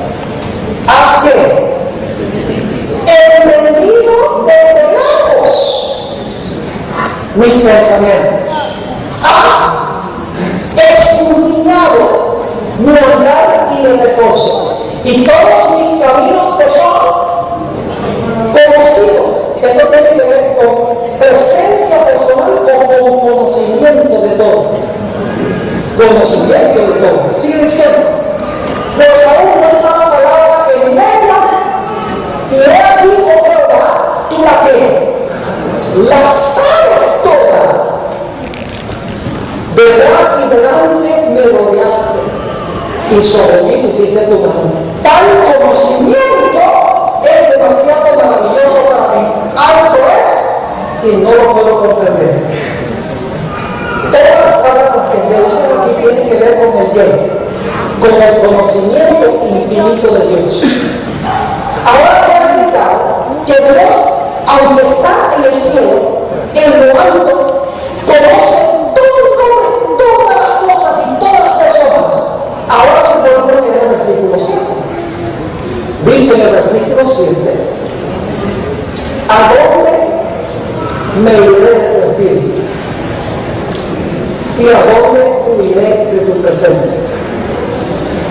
Si subiera a los cielos, allí estás tú. ¿Dónde estás tú? ¿Dónde? En el cielo. Entonces está personalmente presente en todas partes. ¿En personas? En el cielo. Padre nuestro que estás en el cielo. Ahora, hay un sentido en que está presente en todas partes. ¿En qué sentido? En el sentido de que Él sabe todo lo que está pasando en todos los lugares simultáneamente y por lo tanto ve todo lo que está pasando. Si subiera a los cielos, aquí estás tú. Y si en el Seol hiciera mi estrado, aquí tú estás. Si tomara las alas del alma y habitar en el extremo del mar, aún aquí me llevará tu mano y me asirá tu diestra. Y esta es la cita del Espíritu Profecía. Comentario bíblico, tomo 3. El comentario que hace sobre el Salmo 139.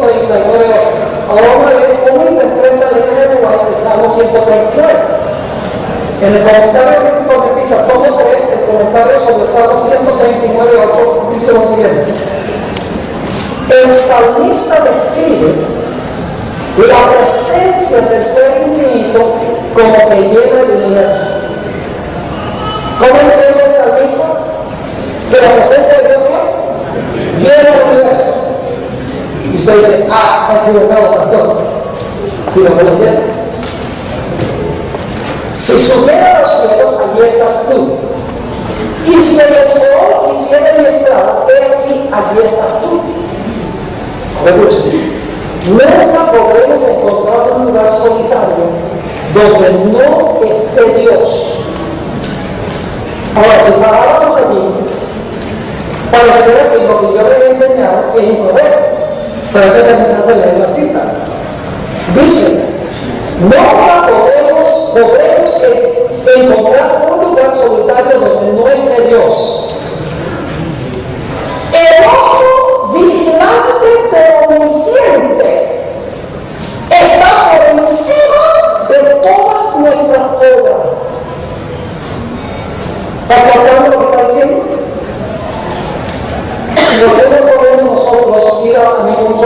habitando en donde no está Dios, porque Dios qué? Porque Dios es qué? Omnisciente, dice él. Luego, nunca podremos encontrar un lugar solitario donde no esté Dios. El ojo siempre vigilante del omnisciente está por encima de todas nuestras obras. Y ahora escuchen bien. Y aunque puede movilizar a todos los ejércitos del cielo para hacer su voluntad divina, condesciende hasta aceptar los servicios de los frágiles y falibles mortales. Entonces, ¿cómo es que Dios está presente en toda forma? Hermanos, ¿cómo tenemos que estar presente? Bueno, y a dónde voy a hablar, porque Dios está debajo del piano, está debajo de la banca, está allá montado en el árbol. No tenemos que concebir de Dios. Dios es una persona. El Espíritu Concilio dice que nosotros fuimos creados a imagen de Dios física, mental y espiritualmente. Físicamente también. Dios está en un cuarto en el cielo. Padre nuestro que estás en el cielo, podemos enfocarnos allá. Pero está presente aquí y en todas partes porque todo lo sabe. Ahora, no me tienen que explique cómo Dios puede estar en todas partes de todo lo sabe. ¿Cómo Dios puede hacer todas las cosas? Eso está más allá de mi comprensión. Pero lo que yo estoy compartiendo con ustedes está revelado. ¿Cómo es que Dios se mantiene en comunicación activa con todas las partes de su creación? Ahora, escuchen otra cita de la Madre, el Ministerio de Oración Mágica 325. Esta la leí esta mañana. La Biblia nos muestra a Dios en su alto y santo puesto. Ahora verás, en su alto y santo puesto, no en estado de inacción, no en el silencio y en la soledad, sino rodeado de millares y millones de seres santos, siempre a la espera de sus órdenes. Ahora no veo la próxima parte. Por medio de estos mensajeros permanece Dios en comunicación activa con todas las partes de su dominio. ¿Cómo Dios se mantiene en comunicación activa con todas las partes de su dominio? Por medio de sus ¿qué? De estos mensajeros celestiales, los ángeles. Dice, por medio de su espíritu y sus ángeles. Ya hemos visto que los ángeles son los emisarios del Espíritu Santo. Dice, por medio del espíritu y sus ángeles, atiende y cuida a los hijos de los hombres. Y dice, por encima de las confusiones de la tierra, Dios está en su trono. Todas las cosas están abiertas a su divina mirada. Y desde su grande y serena eternidad, ordena lo que su providencia considera mejor. Ahora quiero terminar leyendo algunas citas más del Espíritu de Profecía. Yo me quedo maravillado de cómo Elena White comprendió esto. Yo llevo 25 años, más de 25 años, como les mencioné, estudiando este asunto. He reunido una cantidad inmensa del Espíritu de Profecía y de la Biblia, y cada día estoy descubriendo más material que comprueba este punto que he compartido con ustedes.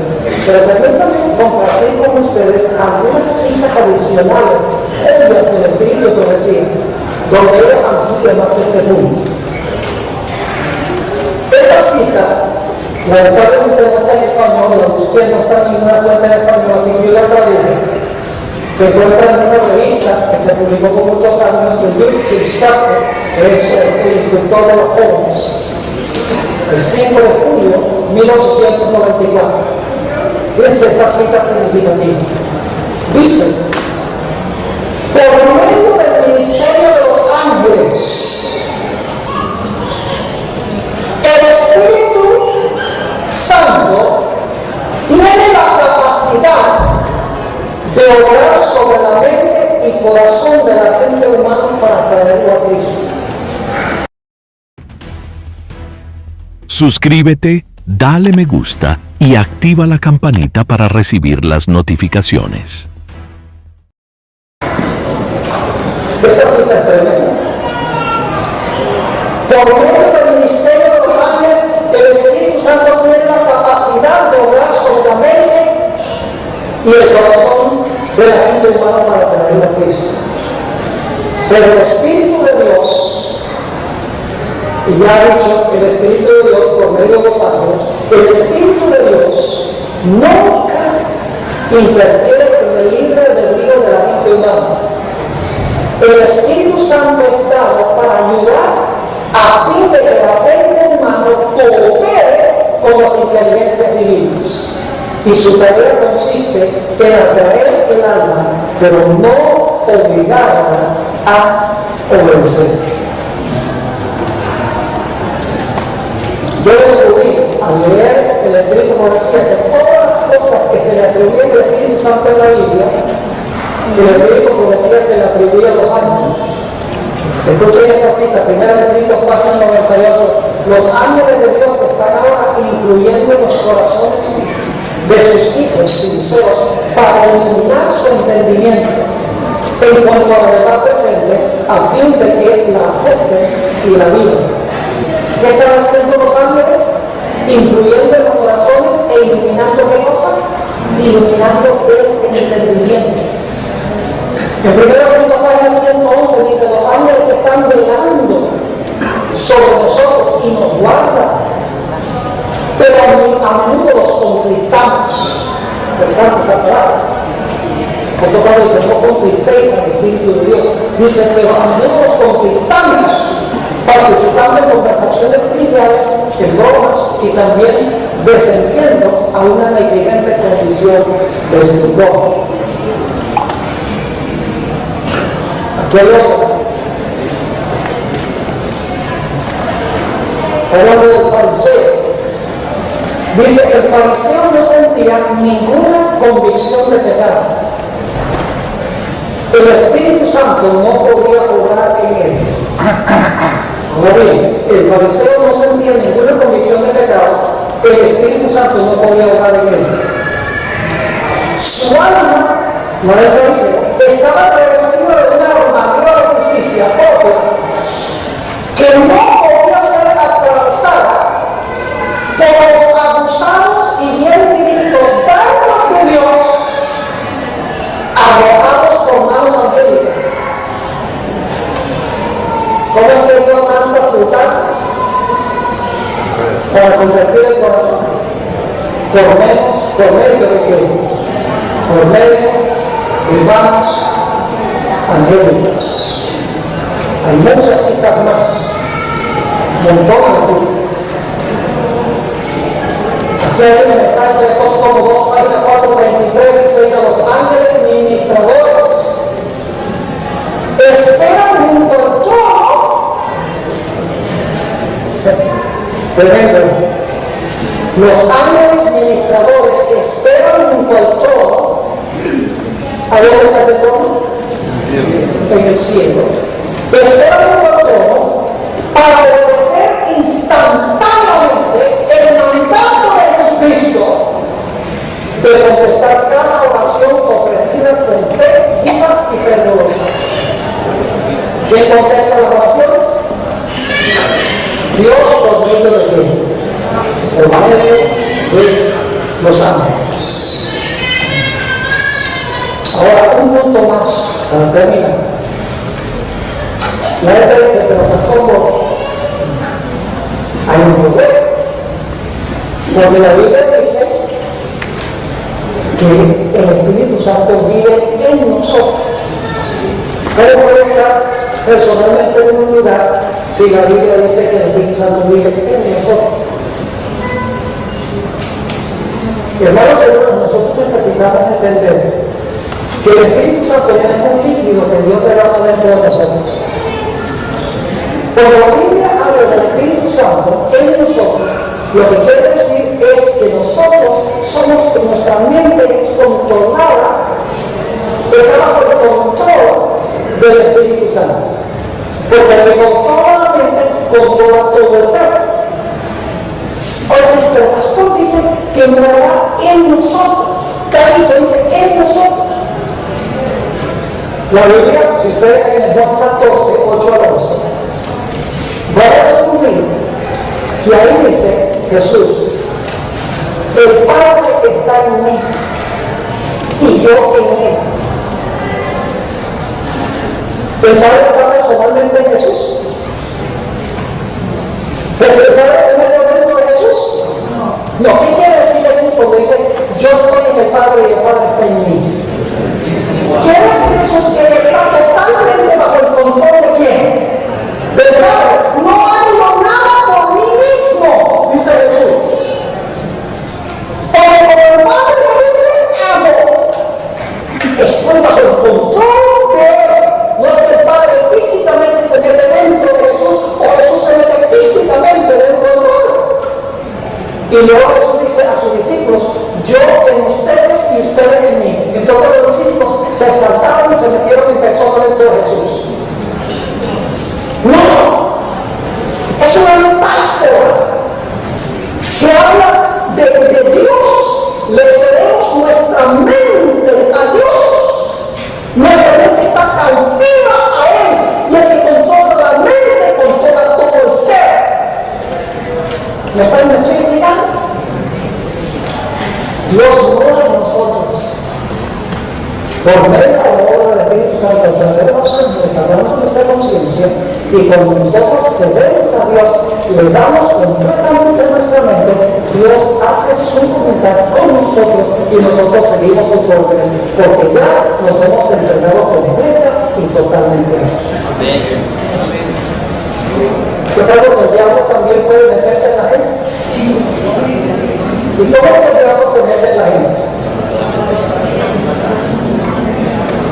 ¿Qué controla Satanás? La mente de la gente. Porque el que controla la mente controla todo el ser. ¿Qué diferencia una persona hipnotizada puede ir con una pistola a matar a otra persona? ¿Cierto? ¿Y cómo hace eso? Porque Satanás tiene control de qué? De los pensamientos de la mente. Y usted se transforma en un endemoniado que le sale saliva en la boca y que chilla y que habla otra voz a través de él. ¿Ha oído alguna vez hablar a un ventríloco? ¡Hago fuerza sobrenatural! ¿Han oído de casos donde, por ejemplo, un carro cae encima de una persona y un individuo, por emergencia, por una secreción de adrenalina, no hace lo que nunca pudo hacer, él solo levanta el carro y saca a la persona debajo del carro? El diablo es capaz de controlar la fuente de adrenalina del cuerpo humano a través del control del cerebro. Mis hermanos y hermanas, el control del hombre está en el cerebro, en la mente. Por eso Satanás está tratando de llevar a la gente a fumar, a beber, a tomar drogas, porque sabe que si estropea la mente, él no puede controlar la vida de esa persona. Y por eso también llevan a los adventistas a dedicar horas y horas a ver televisión y a cubrir su mente. Porque Dios sabe que Cristo no puede tomar posesión del ser, de la mente, ni habitar en nosotros mientras estamos en esa condición. ¿Pero claro? El Espíritu Santo controla los mentes a través de la obra de los ángeles. Fíjense que la Biblia dice, cuando sean llamados a reyes y gobernantes, no piensen en lo que vas a decir, porque en el momento propicio el Espíritu Santo te va a dar las palabras para hablar. La palabra que necesita, donde ella dice, cuando vayas a reyes y príncipes, no te preocupes, porque en ese momento los ángeles te van a decir qué decir. Es decir, el Espíritu Santo está en el centro de control del universo. Suscríbete, dale me gusta y activa la campanita para recibir las notificaciones. Nada se escapa de su divina mirada. Es omnipresente a través de su omnisciencia. Escucha cada cada oración y responde cada una de las oraciones.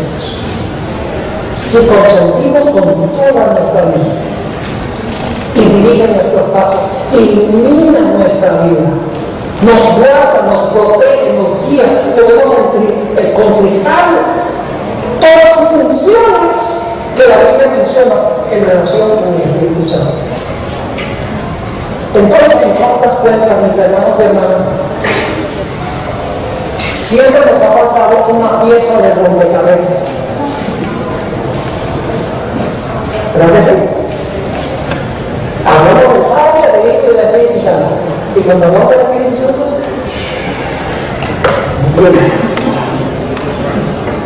con fuego, con lluvia. Entonces pensaba, es como una sustancia inmaterial. Por eso los que están atacando la Trinidad dicen, no, el Espíritu Santo puede ser como la fuerza activa, la energía de Dios. El Espíritu Santo es una persona. Y cuando entendemos que los ángeles son las tropas del Espíritu Santo, podemos entender un poquito mejor cómo es que el Espíritu Santo cumple su obra en relación con este planeta. Gloria a Dios que todo el cielo está dispuesto a darnos la victoria, está dispuesto a guiarnos, a iluminarnos y a cuidarnos y a usarnos para compartir el último mensaje de Dios a este mundo. Lo único que falta preguntar es si nosotros nos vamos a prestar como instrumentos. El Padre está aquí, sentado en su trono. Jesús está intercediendo. El Espíritu Santo trae nuestras oraciones a Jesús y Jesús al Padre. Entonces el Padre le da a Jesús, Jesús se lo da al Espíritu Santo. El Espíritu Santo dice, ángel, ve por allá. Y Dios está listo para impartir su poder a la predicación del Evangelio por medio de los ángeles.